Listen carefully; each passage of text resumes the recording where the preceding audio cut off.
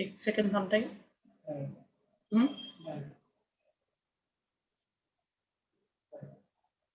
Hmm?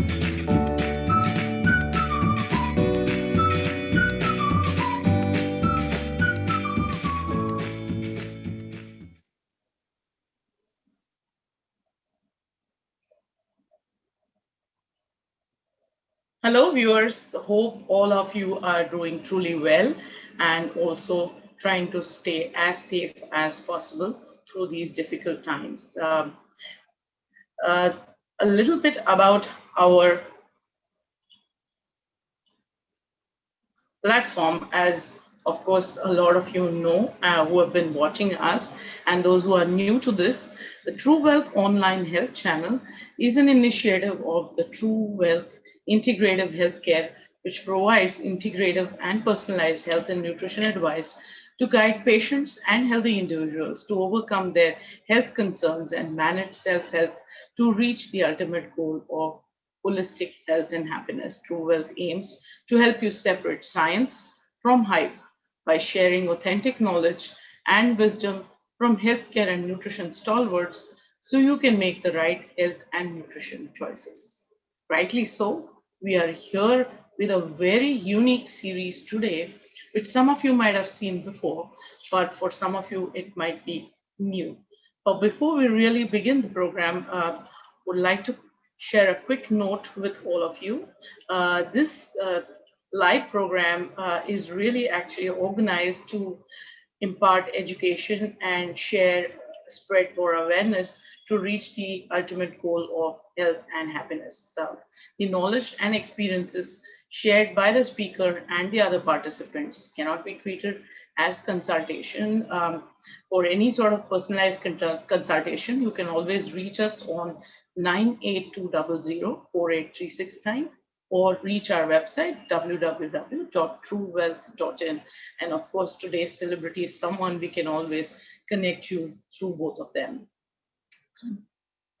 Having said that, I would like to give you a good prelude about these episodes really after the huge success of Truwellth's first season of Personalities and Peculiarities Impact on Diabetes with Dr. Anil Bhoraskar. Today, we are replaying the episode 1 of the season 1 with popular demand really.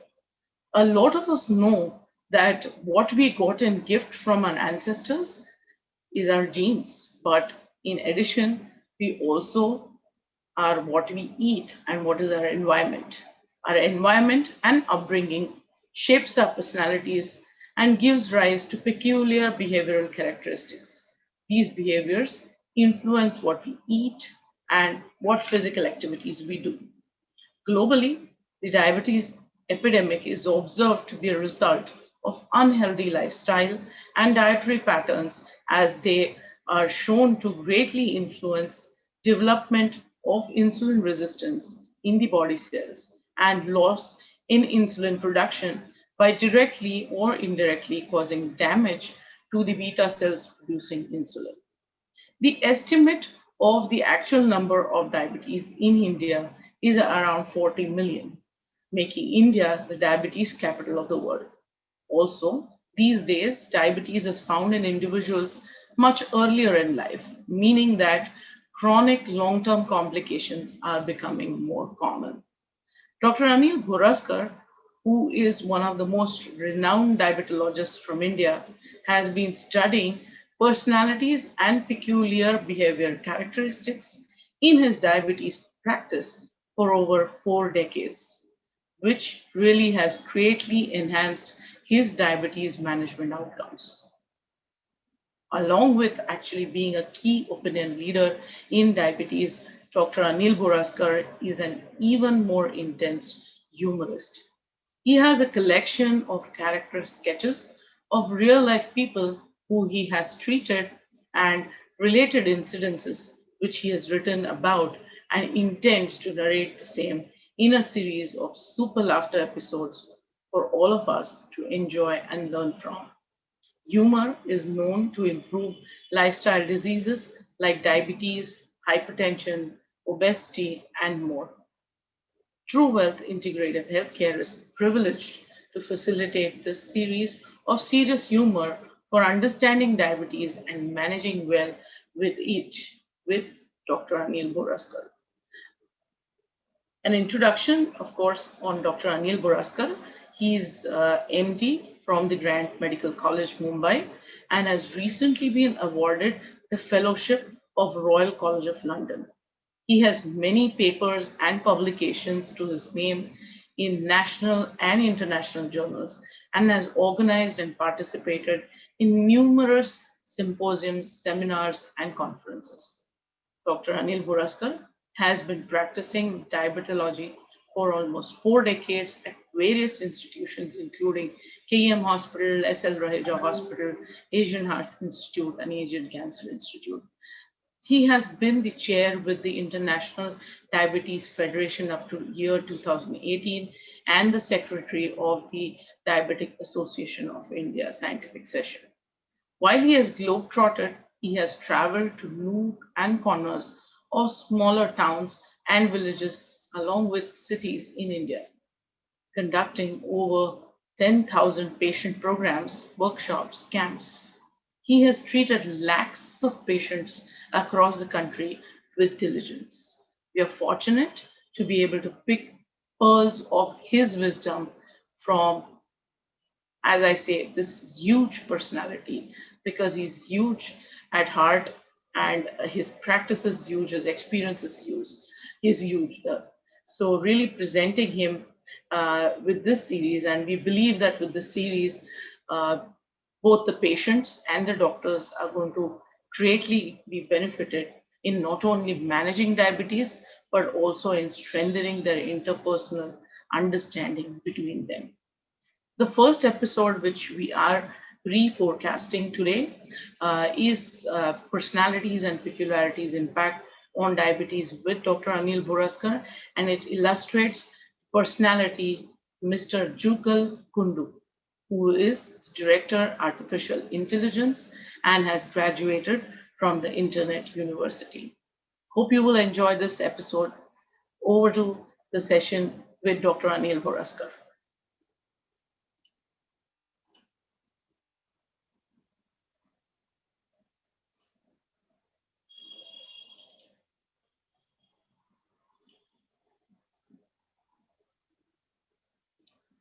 Friends, I think we are going to discuss something very interesting.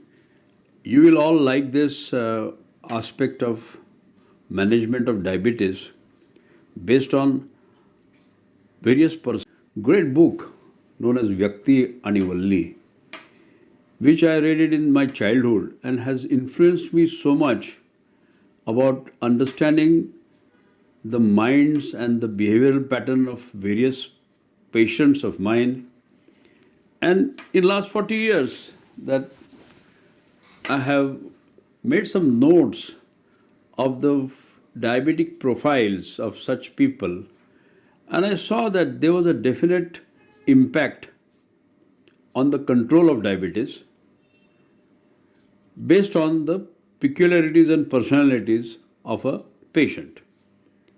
Even if you give a standard treatment to patient A, the same treatment may not work on patient B if his personality is different. So I have learned to analyze the people's personality, their traits, their notions, their ideas about themselves, their ideas about society, their ideas about certain norms, their knowledge about diet, drugs, disease, and complications, and how they look at it and what are their implications is a long term study of human mind. And therefore, I have got few personalities which are very, very characteristics, very, very typical, and they have really opened my ideology of management of diabetes. We start with the typical personality A, with type A person, which we call, and we see come across as we become senior, such high profile patients do visit us, and they are so peculiar that one can easily conclude that managing this patient's diabetes is not going to be easy. This gentleman, he is Mr. Kundu, Jugal Kundu, is graduated from a very renowned university, but primarily he has got a PhD or postgraduate degree from the Internet University. And he walks into my clinic with a pomp and style, and his secretary has taken appointment at least 3 times, changed. And many people called me up before he arrived in my clinic about his importance and how important he is and all that. So I have a lot of, understanding about this character before he walks in my clinic. So Mr. Kundu starts his history. His fasting sugar is 200. His postprandial blood sugar is 400. Obviously, grossly, without examining him, he is about 15 to 20 kilos overweight, sweating, frontal baldness, typical personality with a lot of air about his achievements and general display of power, but sits in the chair opposite mine.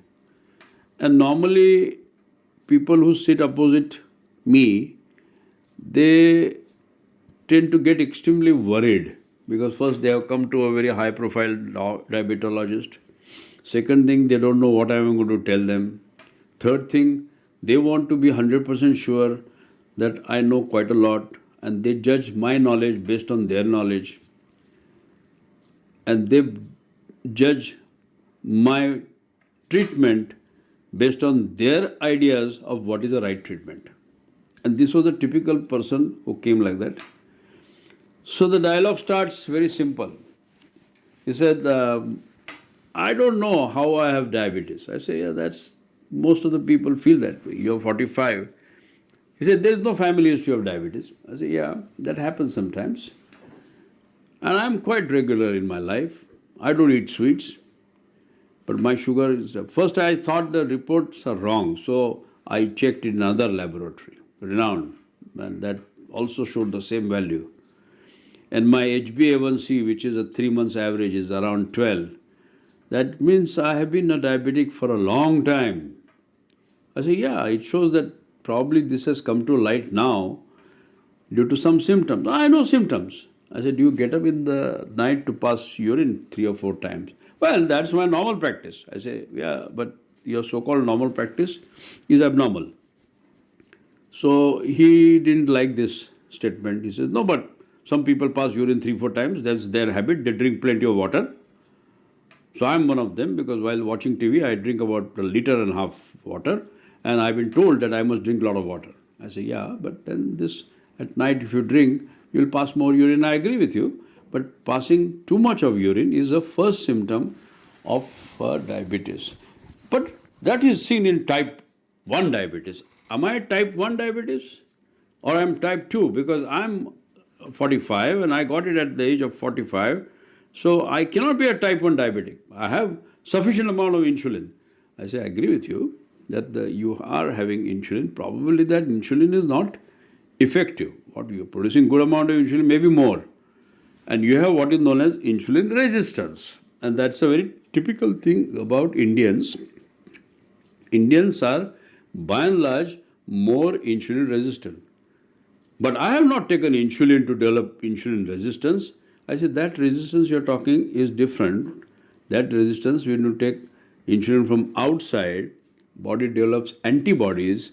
That's a different insulin resistance. What we are talking about is the insulin resistance is subjectively seen in our country, particularly in Indian phenotype, who have an increased abdominal obesity, who have waist circumference more than 110 centimeters, and they produce insulin. However, that insulin is not acting on the targets such as liver, fat cell, and muscle, and therefore the sugar keeps on rising. And insulin is also produced in a high amount.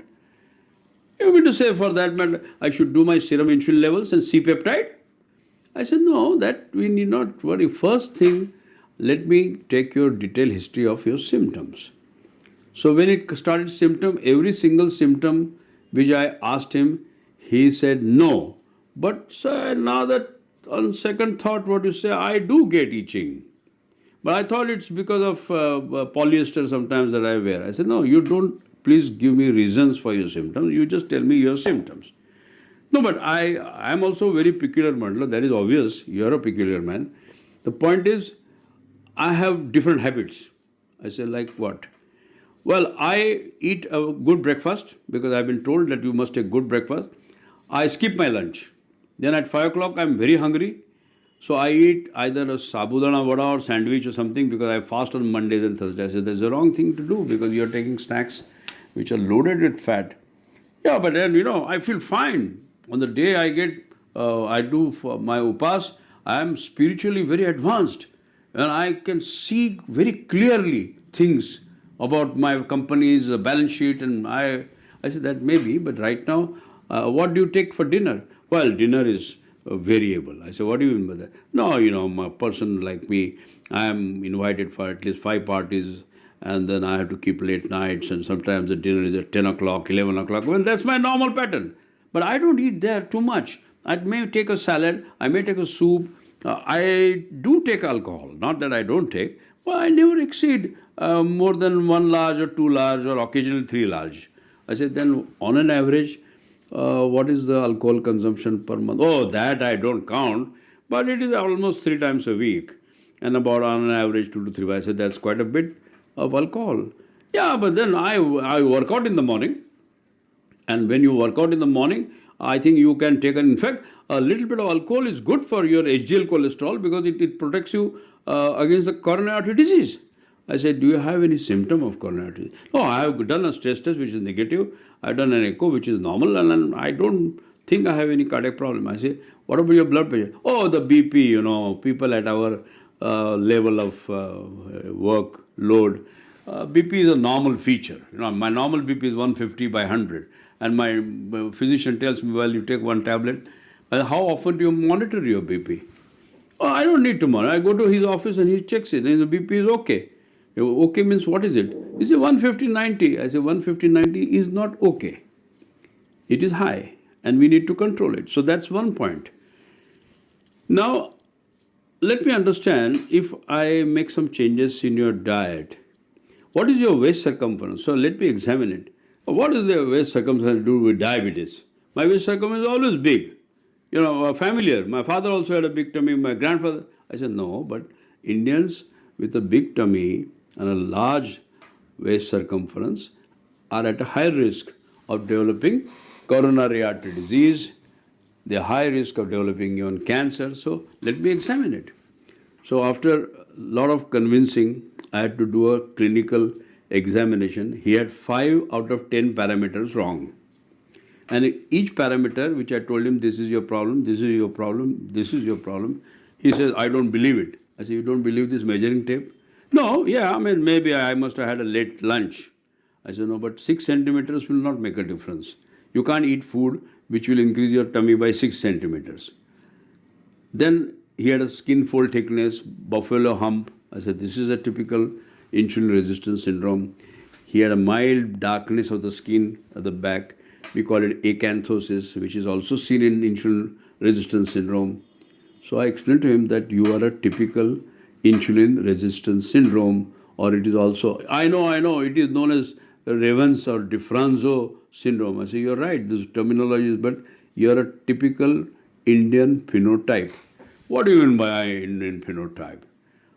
I pay more than 3 crore rupees income tax. I said, that's okay, but that doesn't make you non-Indian. You're a good Indian who pays good amount of tax. But because you are paying this much tax, you are not free of disease. Get it very clear. And now you try to understand. Now, whether you like it or not, you will have to listen to me. He says, okay.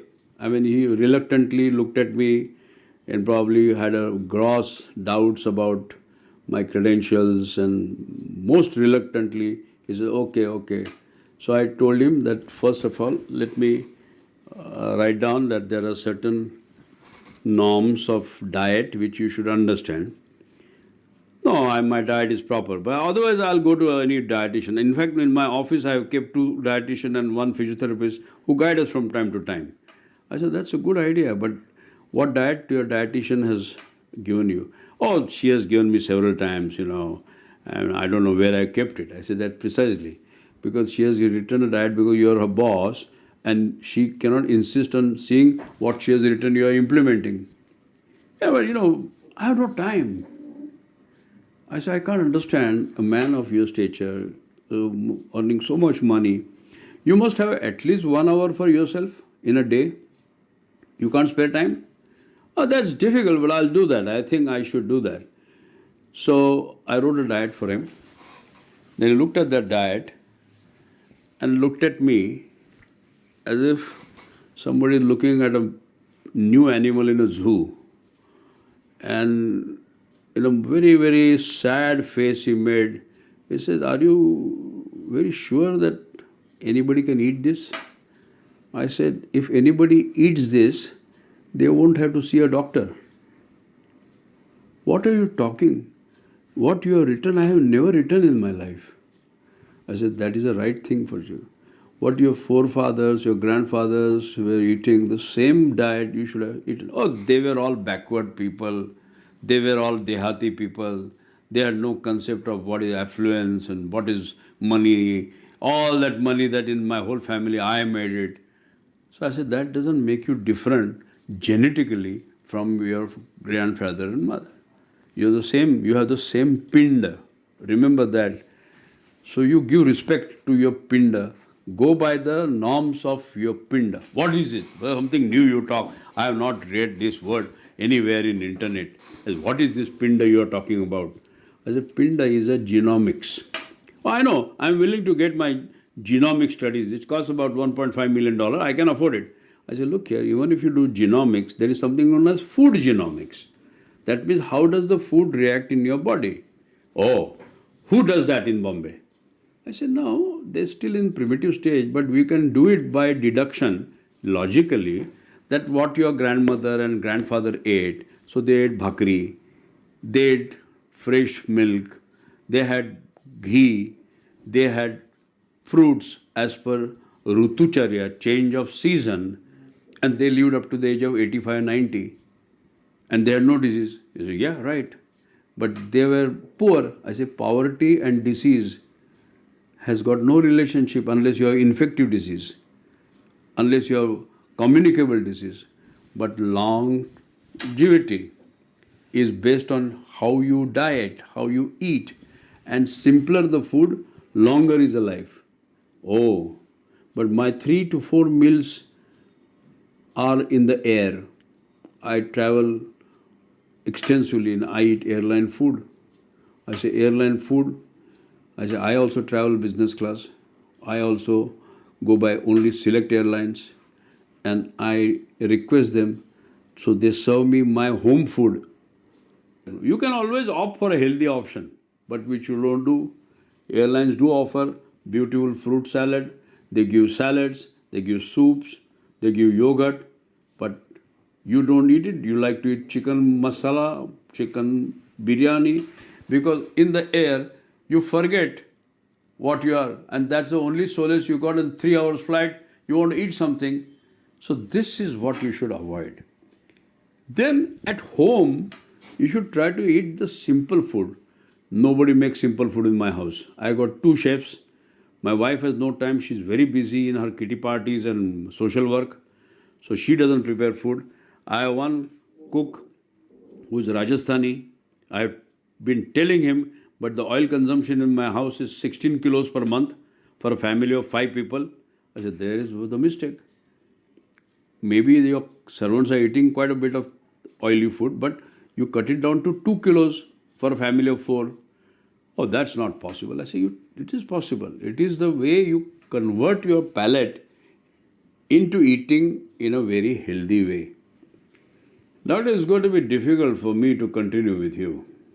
I say, it will be a great loss to me, and what will happen to me if you don't come to me? Do you get that feeling? It's not that, but you are very rigid, and you're a very conservative man. I don't.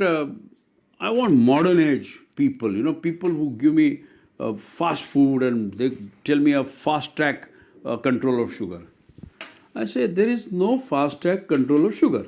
Get it very clear. Fast track control of sugar is there. I can start you on insulin, but you put another 5 kilos of weight. Right now, you need weight reduction by strict diet control. Maybe I'll start a tablet of metformin. Oh, but this has a lot of side effects. This medicine has a lot of side effects. I say, my friend, if the medicine has no side effect, it has no effect also. Then I will give you only Gangajal. You want me to give you treatment? You be prepared for certain amount of side effects. Certain amount of side effects are mild, they are manageable, tolerable, and you will get used to it. But give me minimum drugs. I don't like to take drugs. I say, I agree with you. I am going to give you diet. If you follow this diet, I promise you in 6 months' time, you won't need a single tablet. Oh, but this diet is going to be difficult. I can tell you that. Maybe I'll do this diet maybe 2 times or 3 times a week. Otherwise, you're trying to dislocate me from my very rich social and very big financial magnetic life. So that is the choice is yours. Whether you want to leave a lot of money for your children or you want to enjoy your own hard-earned money yourself. The choice is yours. Oh, Doc, you're very blunt. But I like you. I think you're making some sense. I say I'm very glad that at least after 45 minutes of this interview, you have got at least one point that whatever I'm telling you is in your own interest. You say, yeah. So how do you start? I said, how do you start? I think I'm just going to try this diet for next 1 week, see it works well. I say, you try it. After 1 week, this man calls me promptly. This time, no in-between person, no secretary. He calls me directly on my mobile. He says, I'm so and so. His voice was a lot more polite than before. And he comes and shows me his progress card like a student who has been failing repeatedly but got good marks. And how will show it to his father? He shows his logbook of blood sugar. And now this guy has gone overboard. He's monitored his blood sugar 15 to 16 times a day, which is again ridiculous. I say, you don't have to prick your... No, I just wanted to see. I wanted to check the effect of each food item. So after taking each food item, I check the sugar. I said, then what does it... Oh, well, you make a lot of sense. I say, when I ate only sprouts and things like that, sugar was low. And when I ate a proper meal, it went up. So I knew that this is what is causing problem. And so how are you feeling? He said, actually, I'm feeling better. My frequency of urination and thirst has gone down. And the sugar should... I said, have you also counter-checked in a laboratory the machines that you're using, whether that is accurate?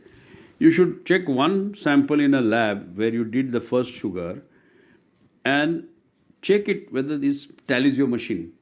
Yeah, actually, that's a good idea. I didn't do that. So I'll come after 1 week. After 1 week, he goes to the same lab where he did the first sugar of 200 and 400. And to his surprise, the blood sugar dropped down by 100 milligrams. So he was jubilant. You're looking very happy, very comfortable. And he said, Doc, hats off to you. There's only one person in the world who has controlled me is you. I said, I'm very glad you say that. But let this be a matter of habit now. The good diet and a good lifestyle should not be accidental. It should be routine. So do it 5 times a week, 6 times a week, and it will becomes a way of life. And then if you deviate from that, you will feel uncomfortable. You're right, actually. I've started doing exercise as you suggested every day, and when I don't do exercise, I feel miserable. I said, that's very good. But doc, you think my snoring needs a bit of attention? I say, yes, it does, because we must find out whether you have what is known as sleep apnea. He says, what is that? I read about it, that it causes some oxygen desaturation, or your sudden breathing stops breathing, and then you can suddenly get cardiac. I say, you're right. You read the extreme spectrum of this illness, but we should rule out, because about 40% of type 2 diabetes of your type, they do have sleep apnea. And if you correct that sleep apnea, many of the metabolic abnormalities also can be corrected. You say, okay, you send me a person. I say, you go this, but do I have to go to a sleep lab? I say, there's no need. A person will come home and do that. Sure enough, after 15, 20 days, he comes back with the report because he was traveling and he had a serious sleep apnea. He said, Doc, you're a genius. I said, no, I have just got a little more common sense than many people. I don't think I'm a genius, but this is a common problem. So what do I do? I have a fancy machine. I mean, I got a team. Actually, we are going to have an agency of that machine and all that. I say, yeah, fine. So you talk to the main principals, and there is CPAP machine, whatever best model you have. You see how it suits you. And initially, you may fight with it while sleeping. Then there is a very comfortable nasal pillow. You don't have to wear a mask. And that will tell you next day what is the apnea, hypopnea index. And if it comes down, everything will come at a right spot. I say, yeah, I think he got a machine on a trial. And after a month, he brings the apnea reports, his sugar reports, triglycerides. He's lost weight about 3 kilos and waist circumference by 2 centimeters. And he's feeling very weird. Doc, I want to change my wardrobe now. I see the tummy has gone down and I feel so fit and energetic. But now, this is a time of festival. Diwali is coming, and when I kill a lot of people, at least allow me for 4-5 days to take a proper drink. I said, now look here. One of the reasons sleep apnea patient should avoid any sedative or alcohol at night. If you take, with alcohol I sleep very well. This time he was accompanied by his very healthy wife, and she said, what? He snores so loudly that I cannot sleep in that room when he takes alcohol. As you see, the spouse complaint about snoring is more important. So you stop taking alcohol, you'll sleep better. He listened to me. A month later, he says, Doc, you're right. Actually, when I don't take alcohol, I sleep better. And next day morning when I wake up fresh. Otherwise, I never used to think my sleep is complete. Or I felt miserable, but I was pushing myself to exercise. But now I feel fine. My efficiency has improved. My work output has improved. My interpersonal relationship with everybody has changed. My company people are saying, Jugal, you're a fabulous man. You got a good sense of humor. You got a good cultivation of art, and you are so humble and nice. How did you change? How did you change my type?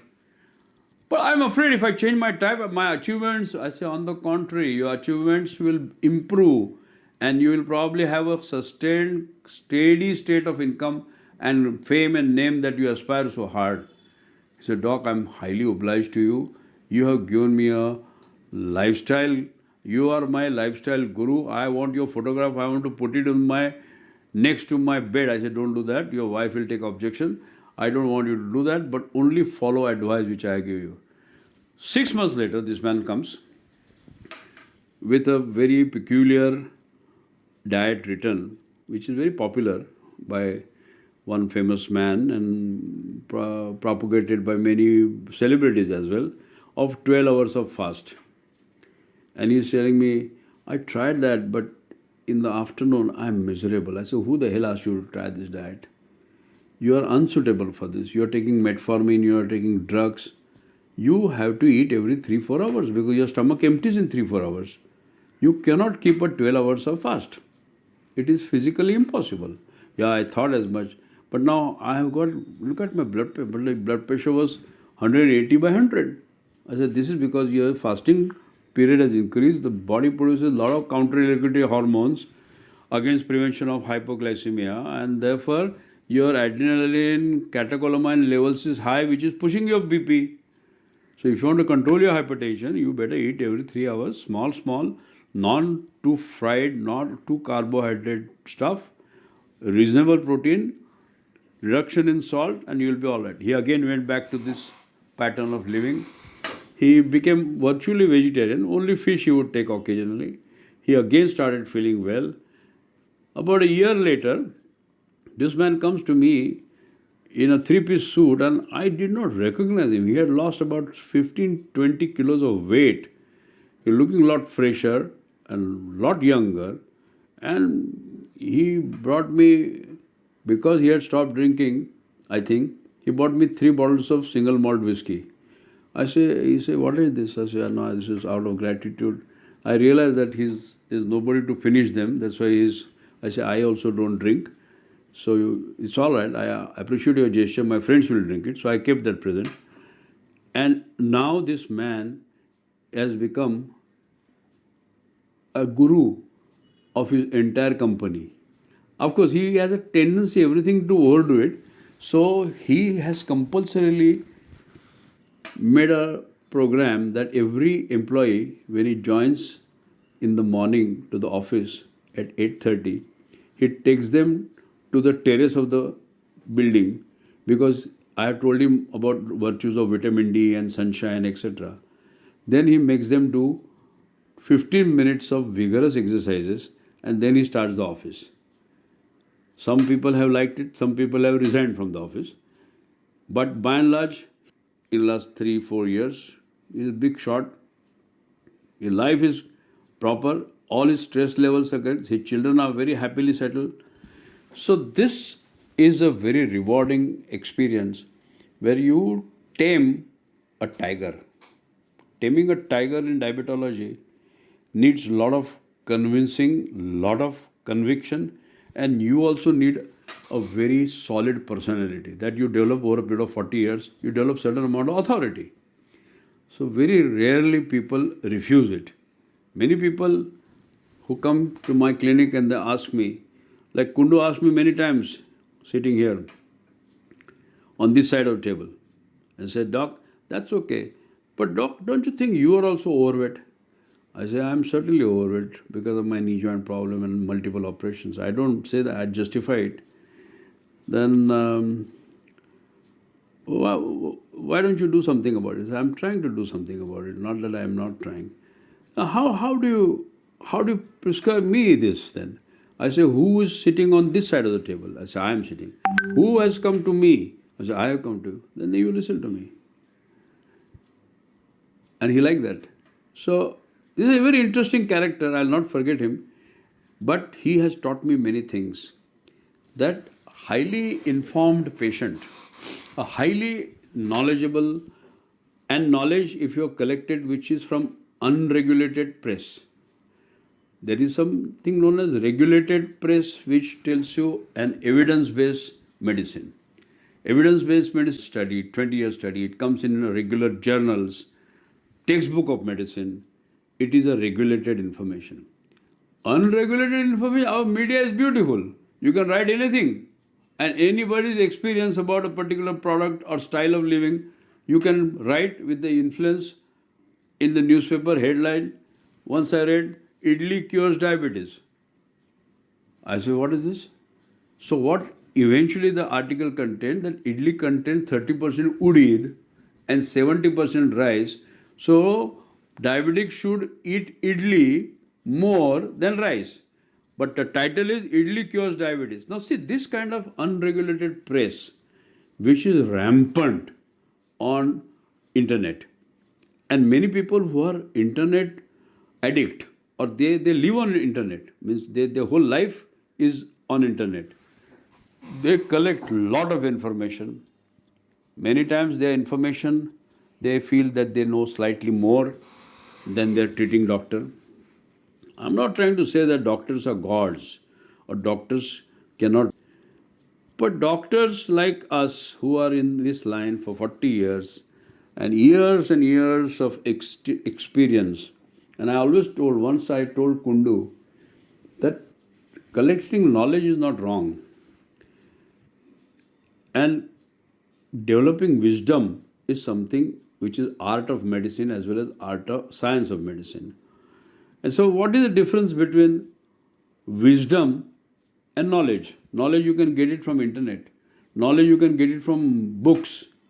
Wisdom you have to acquire, you have to learn, you have to have experience to get wisdom. So to give an example, actually that this is particular example that won his heart. I say to know that tomato is a fruit is knowledge, but not to put it in fruit salad is wisdom.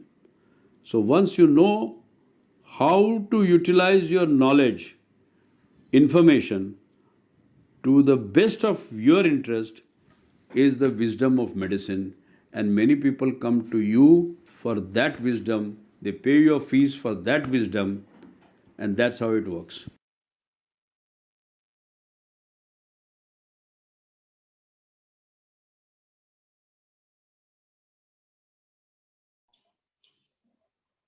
Viewers, hope all of you had a great time watching this episode on personalities and peculiarities in the management of diabetes. And we would definitely want to hear from you.